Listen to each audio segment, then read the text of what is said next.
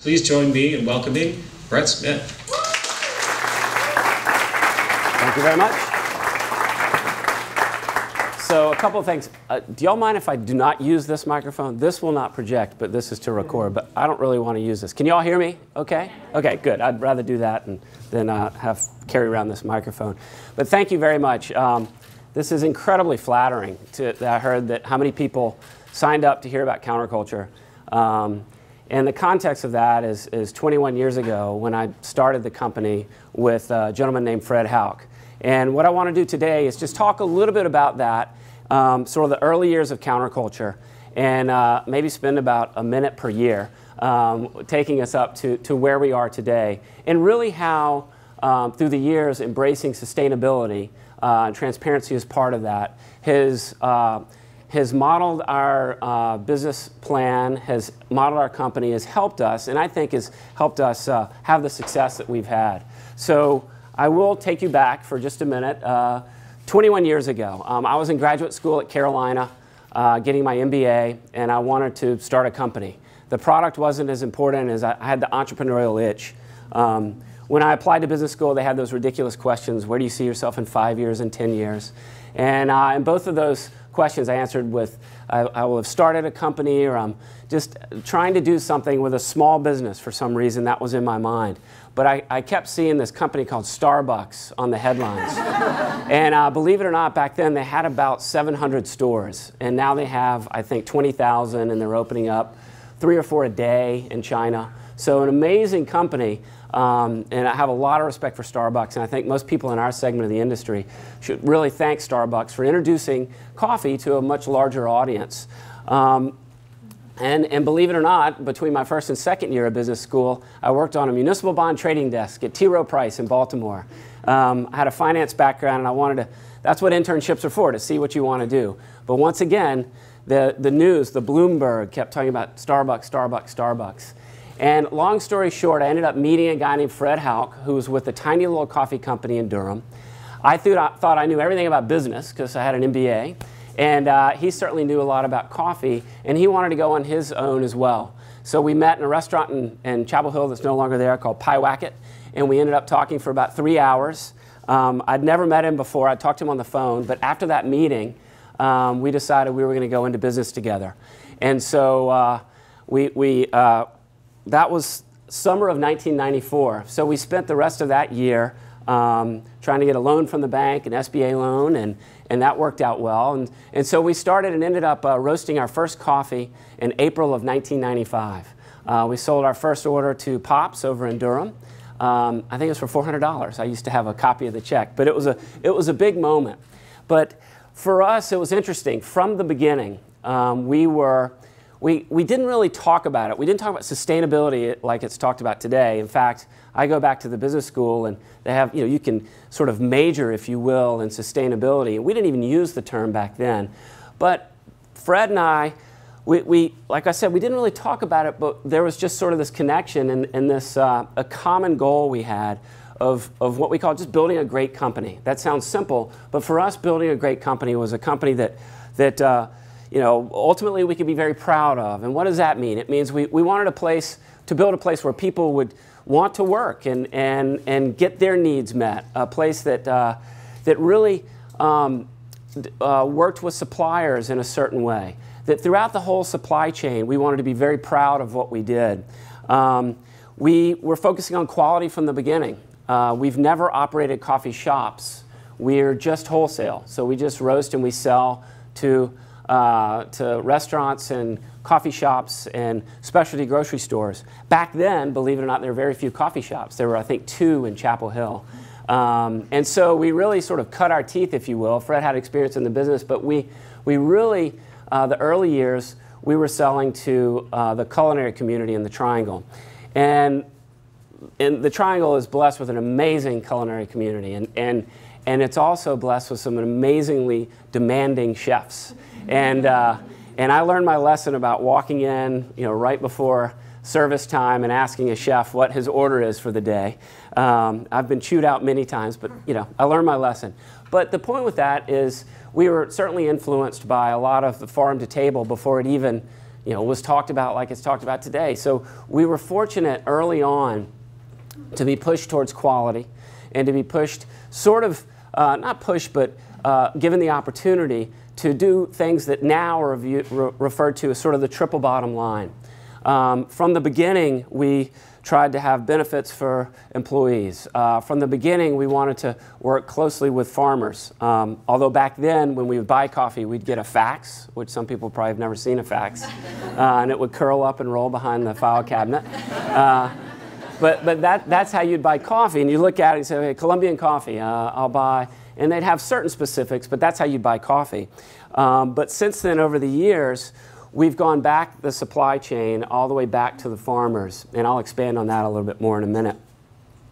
But early on, we wanted to, like I said, have great benefits for the employees. We wanted to really have we wanted to go out and compete and really work hard in the market, but do it in a way that sort of garnered the respect of our peers. We're gonna go hard, but we're gonna do it in a way that earns respect as opposed to just sort of sneaking in the best way possible. And we committed to being very selective along the way, trying to work with the best, trying to work with people who not only of course, we're going to benefit if they buy our coffee, but can benefit from what we're doing. The fit has to be right. And then another aspect to it, in 1997, Fred walked in one day and he said, I've got this great idea. He said, bird-friendly coffee. And I just sort of looked at him. I was like, what in the world is bird-friendly coffee? I said, do the birds eat it? Do they, what's the deal? And Fred was a birder. Is anybody in here a birder? That's a passionate bunch, man. They get after it. And so what the reality that Fred was talking about is that you can have farms that are either clear-cut, and if you can look around the United States, almost every field you go by is one crop, or you can have what's called a shade farm or a sun farm, or a shade coffee, excuse me. And as it turns out, as more and more land is cleared for either to build homes or to plant, monocrops, these shade plantations for coffee turn out to be an incredible habitat for migratory birds. So there is a link there. And so we came out with a coffee in 1997 called Sanctuary that was bird-friendly. And I got a lot of funny looks from people, but it was real. And we worked with farms that embraced an environmental standard. And that was sort of our first foray, if you will, into really looking at the environment as it relates to the supply of coffee that we bring in. So that was the foundation. Fred and I wanted to, we wanted to build a great company. We wanted to focus on quality. And we wanted to do things the right way. So we continued growing. We started off, we were in 750 square feet in a little strip mall over in Durham. And some of our early customers were Magnolia Grill, Angus Barn, Crook's Corner, Nana's, Pops, Farrington. And so we continued to grow and continued to evolve the business. Then we started looking, once again, we were embracing what is now referred to as the triple bottom line before we even talked about it, before we sort of realized we were doing that. And I can't remember exactly when, but we went to a meeting, a coffee conference at the Smithsonian Migratory Bird Center, I guess, up in DC. And it was a coffee conference. And these about 250 coffee professionals, Starbucks was there, everybody you know, and then tons of people that you don't know that are in the industry. We sat around and we talked about what does it mean to have a sustainable coffee supply chain. And we talked for 2 or 3 days, and believe it or not, at the end of that, the big reveal was it's about environmental, social, and fiscal sustainability. So the triple bottom line. So everything was heading in that direction, and we kind of looked at each other. Fred and I looked at each other and said, "God, that's what we're already doing." And so we've continued down that path. We started selling, continuing to sell, obviously, to coffee shops, to restaurants. But as the coffee shops, independent coffee shops started popping up, people started realizing, once again, Starbucks is an incredible company, but realizing there's an alternative out there. There's an opportunity for a higher quality level. There's an opportunity to to have a different type of experience. And so we've benefited from that. So our business model, on one sense, let me pull up our website real quick.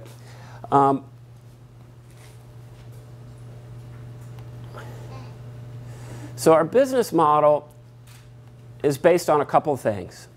I talked about this, focus on quality, the focus on sustainability.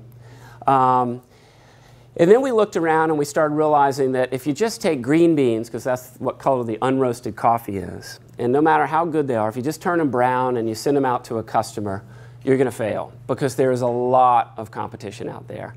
I mean, I don't know how many roasters there are in Raleigh, but it's a surprising number. I think in Chicago, where we sell, there I think 27 different little roasters, not to mention much larger ones. So it's a very competitive market.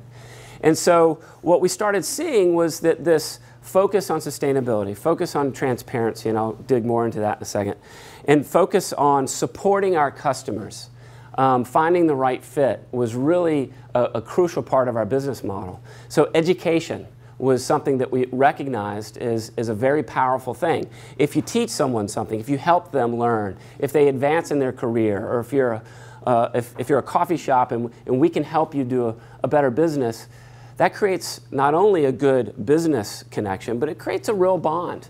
And it really creates a good business model. So we took a step back, I think about 13 years ago, and we wanted to really put on paper what we were about. We've been talking about it for years, but we wanted to step back and we put together a vision statement, which actually I don't have it here, which is kind of amazing, but I know it. And I remember, I always tell the story, when I was in business school, the entrepreneurs would come in and they would talk about culture and the vision statement, and I would laugh. I was like, oh, come on, that's not business. That's the touchy-feely stuff. Well, it's pretty darn important. In fact, it's been one of the real cornerstones of the success of our business. And anybody from counterculture that's here has heard me say it over and over and over and over and over again. And it's really three things. It's that counterculture coffee is a relentless pursuit of coffee perfection. Counterculture is committed to real social, environmental, and fiscal sustainability. And counterculture is a dedication to creating cutting-edge coffee people. So you got three things: quality, sustainability, and education. So we've been using that to guide us. That's the objective third party in the room that keeps us in check. It's a filter. It's what we turn to in case, if we're confused about a decision or confused about what the next step should be. So we put that vision statement in place and started living by it and started building the company based on that. And so one of the things we did, and I'll touch on the sustainability aspect more in a second, but one of the things we did is education. Like I said, if we just sold coffee and didn't support it, we would fail. And so we opened up, and we also knew that if we brought someone to our roasting facility over in Durham, the tiny one at the time, it's a little bit larger now, and y'all are all welcome to come by. I'll put a plug in for that in a second. Yeah, Fridays at 10 a.m., so you can leave here and drive directly over there. They're tastings, and they last about an hour, and we'll explore coffee. So, but the idea was, how do we take that energy, that experience, that smell, the sounds, the people, the culture of counterculture that's in our home office, how do we take that on the road? We can't take the roasters, the actual machines on the road, but we could take everything else. And we could take the process of tasting, cupping, that's what it's called, and it's an incredible experience. And not to mention you get hyped on caffeine, and it's a sensory experience, and so it's a wonderful thing, and you get to explore coffee and learn more about coffee. So we decided to take that show on the road, and we opened up a satellite office, because it's easy to open up a roastery in a town. It's hard to get to the next town over and sell because there's so much competition. So we started opening up what eventually became training centers. And a training center, it's hard to explain. If you walk in, you'll get it the second you see it. But it's like a coffee shop. It's not open to the public. It's like, we've got espresso machines set up and areas for brewing. Over the years, we've designed a curriculum called Counterintelligence that has different classes that are designed for coffee professionals. And it scratches our itch, so to speak, in terms of wanting to educate and wanting our customers to be better. It's pretty simple. If they're better, they're more informed, they're more excited about the coffee. If they do a better job preparing it, they buy more coffee, and it's a virtuous cycle. But it also creates a great bond and a relationship where there's give and take. And so we started building these training centers. And the first one was in Charlotte. We learned a lot there. We don't have them in Charlotte anymore, but the second one, I believe, was in Asheville. But over the years, we've continued adding training centers, and it's helped us grow on a national level. Once again, realize we do not have retail shops. So a lot of our peers, our competition out there, they'll have a retail shop, and it's great for marketing, but we wanted to just stick to what we were doing. So we offer education for customers for free. A lot of people want to charge for it. We've gone back and forth. We've charged a little, but now we're back to exclusive customers free. We're giving it away, which sort of feeds into this overall theme that I'm going to hopefully develop in terms of being very transparent with what we're doing. And the training centers have been great. It's been a unique advantage for us in the market. We now have 11 training centers, including our facility in Durham. And one of those, we roast in Durham. We also roast in one other location, just outside of San Francisco. So right now we're in Atlanta, Asheville, Charleston, of course in Durham, DC, Philly, Boston, New York, Chicago. We opened up this past summer? This past summer in LA, down on Sunset, which is really cool. Big town out there, by the way. And San Francisco as well. And right now we have 3 in the queue: Seattle, Miami, and Dallas. And we're continuing to grow at the rate we want. We target 15 to 20% growth, and we're able to maintain that. We don't have outside investors, so we can do it our way. And we just feel like there's such a great opportunity for us to continue sharing what we do, sharing our culture, sharing our philosophy about purchasing. If you go to our website, you can see these are some of the training centers. If I can learn how to control this. So you can see the different ones, and I'm not doing a good job of really showing them, but we have, where's Matt, who helped us design our headquarters back there and helped us design one of these, so nice job. So a couple things. So this is sort of the core of our model. We're now approaching 100 employees. We brought on 18 additional employees in the last quarter. So we're on big growth mode. It's an incredibly large market, but we're relatively small in that. We'll do about 3 million pounds of coffee, which seems like a lot, but Folgers that does, Smuckers that owns Folgers, they'll do about 900 million pounds. Starbucks is approaching 1 billion pounds on an annual basis. So in the grand scheme of things, we're pretty small, but we continue to set that bar pretty high. But one of the things that we've done over the years that I think has worked incredibly well, and it sounds obvious, as a coffee company, we need a supply of great coffee. We need a supply that's consistent. We need a supply that's dynamic. We need a supply that's unique. Once again, there's a lot of great coffee. The offerings now are not just facts, it's not a fax offering with Buy Colombian. There's lots of small roasters, lots of competitors can get access to great coffees. So we realized years ago one of the key things for us to be successful was to develop long-term relationships with farmer partners. Historically, you go down to origin. I'm simplifying this, but you go down to origin and you line up coffees from different farmers, and April's submitted some coffee, and Kelsey, is that right? Submitted some coffee, and we'll cup it, we'll taste it, we'll say, sorry, you're in. Okay, good job, we're gonna buy your coffee this year. Then you come back next year, it's like, all right, let's cup again. Sorry, April, you did it this year, good job. So you can get great quality with that, but you can see over time, we felt like there was a better opportunity to develop a long-term relationship, sorry, April, with Kelsey.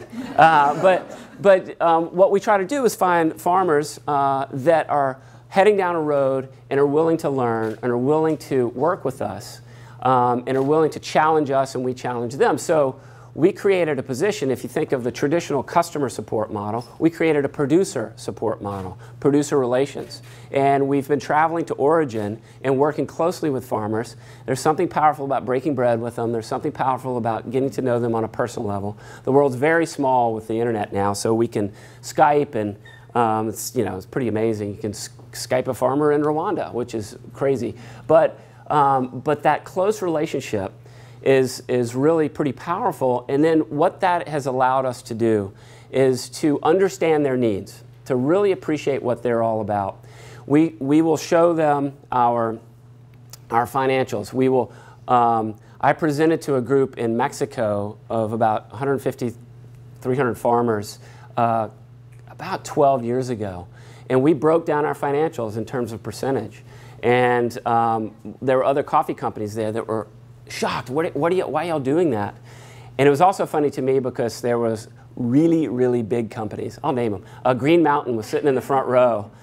Green Mountain, who will do 600 million pounds this year. But they're in the front row taking their notes about Counterculture's financials,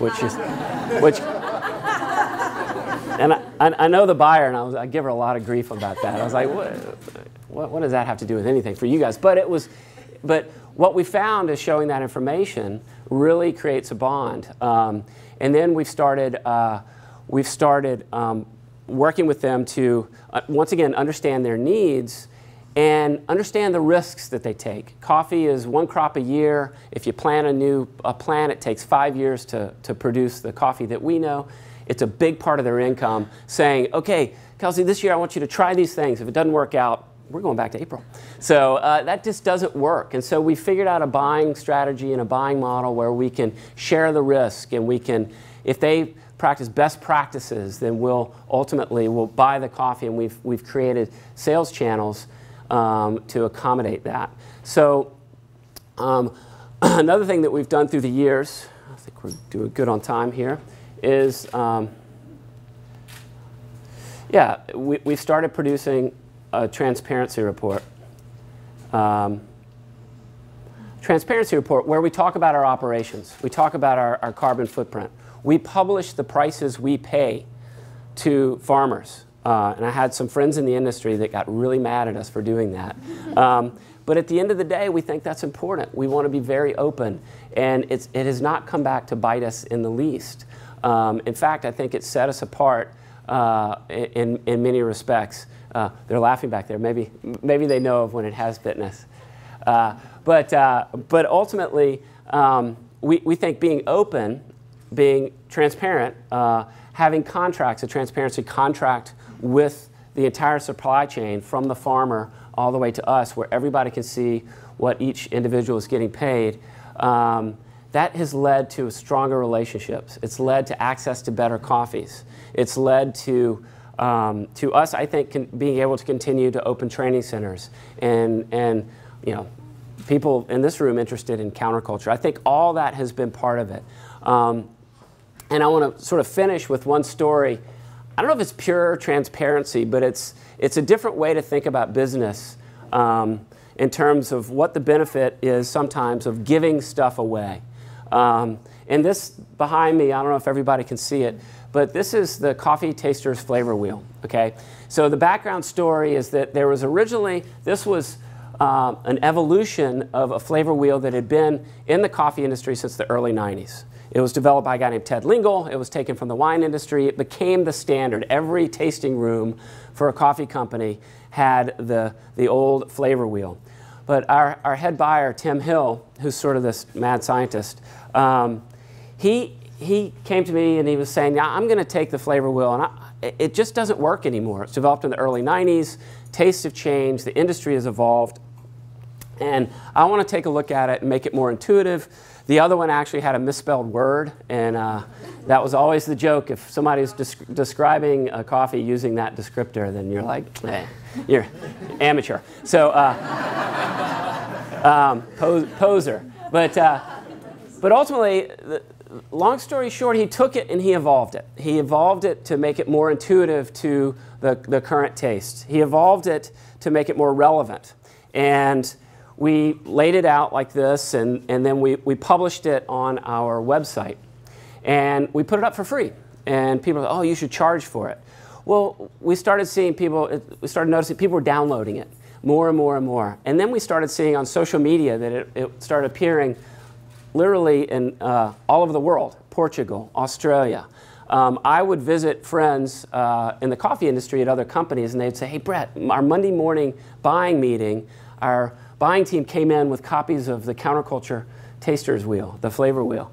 And real quick, what it is these are the descriptors when you're tasting coffee. I assume y'all probably figure that out. But people all over. Green Mountain, their buyers were doing it. Royal Cup out of Birmingham. Pete's out of San Francisco. Then a lot of importers. And it was unbelievable. And we started seeing more and more downloads. We started seeing it everywhere. I think you had a picture from where? Iceland. Iceland, on the wall. And it was a sort of funny story. And I can say this because I know all the parties involved. The original producer of the other flavor wheel was the Industry Association, SCAA. Ultimately, the Wall Street Journal picked up on this. And they did a story on the front page of the Wall Street Journal saying, how about some meat-like coffee in the morning? Because that's one of the flavor descriptors. And they talked about how this flavor wheel, and gave the story that I just gave, but they compared it to the old flavor wheel. And they concluded the article by saying, you can download the flavor wheel for free from Counterculture, or you can pay $5 and download it from the SCAA. And the executive director is a dear friend. He was interviewed, and they said, are you bitter that Counterculture's done this? He's like, bitter? Why should I be bitter? I'm not bitter. He came off as the most bitter person in the world. And I literally saw him 10 minutes after I read the article and went up an escalator, and he's standing at the top. I went and hugged him. I was like, Rick, it's okay to be bitter. And I won't tell you what he told me. But ultimately, we've had over 100,000 downloads. And it's just been one of those weird things that if people still say, well, you should have charged for it. You should have. And we would much rather be open, share it, instead of keeping it for ourselves, because it's a very useful tool. Instead of keeping it for ourselves, we wanted to share it with people. We wanted to put it out there. The goal wasn't 100,000 downloads. The goal was to take something in the industry and push it forward. But the fact that it has 100,000 downloads is not bad. It's pretty cool. So what I want to do now is, because we're running a little, we're bumping up against time. But I want to open up for any questions you might have. I've gone over 21 years like that. I'll sort of conclude before we open up questions is this focus on sustainability, this focus, which is this weird thing. It sounds easy, but it's kind of a hard thing to put your hands around. What does it mean to be sustainable? And in the process of trying to clarify our thoughts about that, we went to visit Patagonia, we visited Burt's locally, we talked to King Arthur Flour, we talked to a lot of folks. The good news is most of them were saying, we're just trying to figure this stuff out ourselves. There's a common goal of trying to push forward and do it now, 10 years, 100 years from now, minimal impact. And what we're finding is sharing the information, sharing what we find about some of our research to the larger market has come back and paid for itself in spades, and come back and really worked out to be a critical and important part of our success. And a lot of it's amazing to me. I see people now all over the country and sometimes all over the world that come up, counterculture is great, you guys are focused on sustainability. I was in Korea, people were saying that to me, it blows me away. But it really has resonated. It's been a very powerful thing. So with that, I want to open it up to see if there are any questions that I can answer. I've gone over a lot. Yes? Could you talk a little bit about the people part of the triple bottom line? Sure. Philosophies on retaining good people, developing people? Yeah, so our initial focus was at Origin, but we also initially just tried to have good benefits, a baseline. At Origin, we work very closely, like I said, with the farmer partners. We have a program where they can apply for grants to invest in their communities. So we take a penny a pound and put it aside for them, and they apply for grants. Sometimes it's tough love with the farmer partners. We have a gentleman that we work with in Kenya, and we rejected his coffee for 3 or 4 times before he said, okay, I'm going to listen to you guys.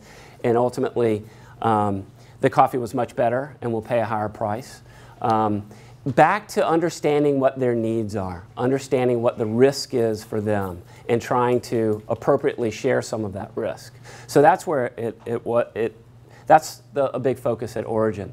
Here back in the States, we're constantly working on it. We're constantly working on benefits. We have a green fund where if you have your own idea for your own personal sustainability initiative, the company will subsidize a portion of that or match your spending. Health benefits, pay 90% of the medical benefits of the individual. We have profit sharing. I'm proud to say we've had 10 years of quarterly profit sharing. We have a 401k where we have an aggressive match. So there are financial needs that I think need to be met, and we're constantly working on that. But then I think counterculture, we hope it's a great place to work. We try to hire from within.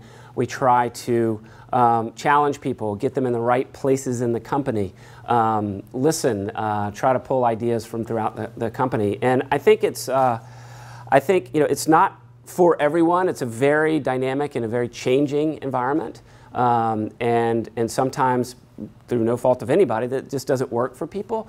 But ultimately, I think we're just trying to make it, that to me is one of the most important things, because I think you hear it a lot, the people are the most important thing, and it's true. Good gracious, it's true. A company is a collection of people. And so the hope is to try to create an environment where everybody can really thrive, recognize that. We just hired an HR manager for the first time, and I was fighting it. I was like, we don't need that, but we do, 100 people. And we're starting to do better systems for onboarding and continuing education. We have a Pushing Potential fund where if you want to, get, the company will pay for, provide other funds for you to push your potential if it's a project that you're working on. So we really think about that. It's so critical. I think it's a good place to work. We have some former employees in here. I just wanted to say anecdotally, I'm an ex-employee of Counterculture. All of those benefits were incredible, and it was hard to take it for granted. The green fund, like, I want to build a compost bin in my backyard, and it's going to cost me $500. Well, Counterculture will match it $250 towards that project, just because they felt like that was a good thing for me to do, and they were happy that I was going to do that. And all that stuff was amazing and great, but for 4 years, twice a year, they flew all the employees into Durham, and we'd meet at the headquarters, and we'd have a company meeting, and we'd all get to sit down and talk to each other, and I'd listen to that guy give the vision statement again and again and again. I think the best thing for me as an employee was that we had a shared vision, and we were kind of like all in it together, and we were on the same page, and we knew we were all working towards within our different roles.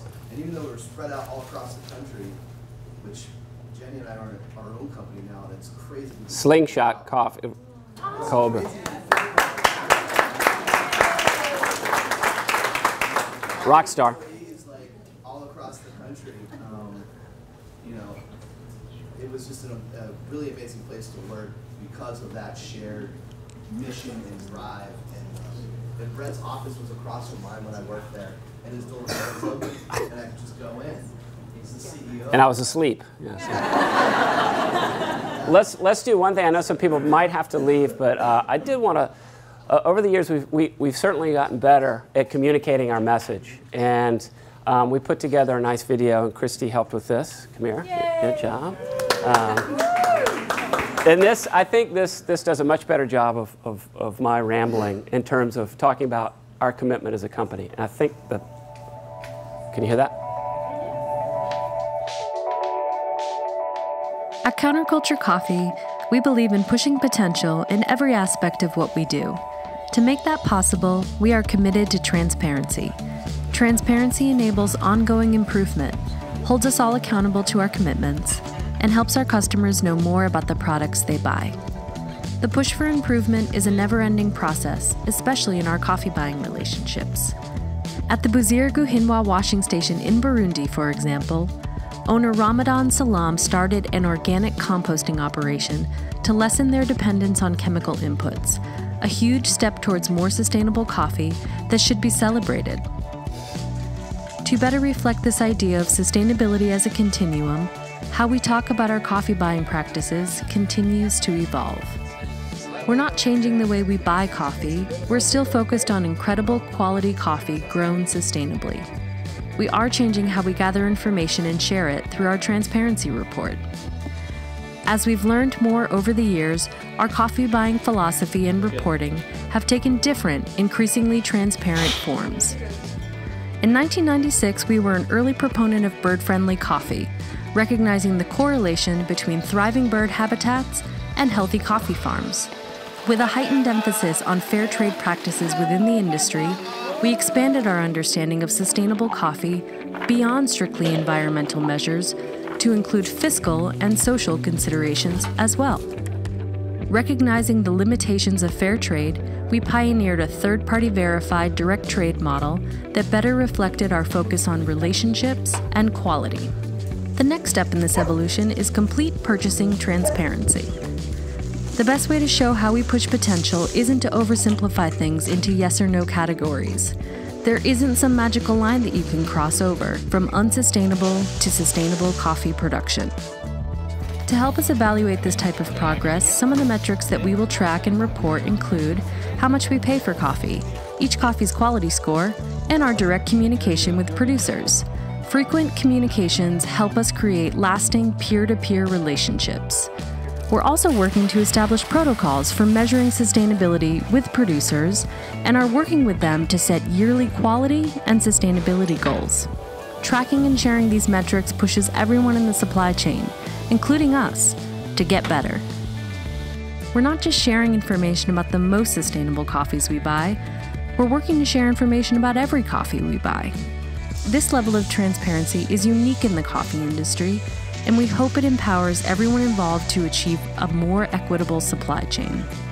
The push for more sustainable coffee doesn't stop with counterculture.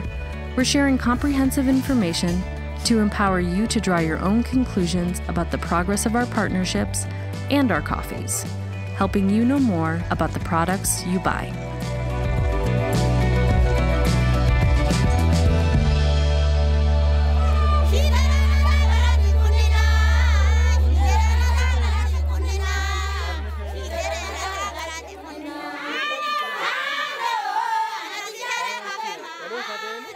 So that's it, and that's sort of the culmination of 21 years of thinking about transparency. So, any more questions?